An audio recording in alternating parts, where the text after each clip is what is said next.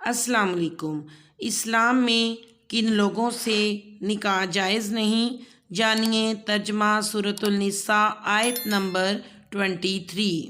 ترجمہ سورۃ النساء آیت نمبر 23 میں اللہ کا ارشاد پاک ہے کہ کن سے نکاح کرنا جائز ہے اور کن سے نہیں۔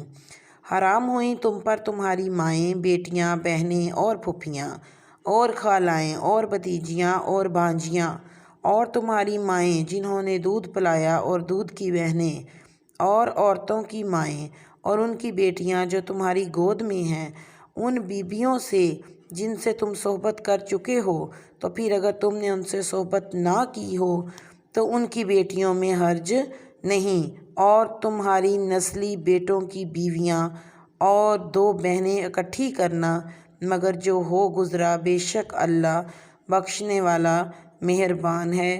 چینل کو سبسکرائب، ویڈیو کو لائک اینڈ شیئر کریں۔ اپنا خیال رکھیں۔ اللہ حافظ۔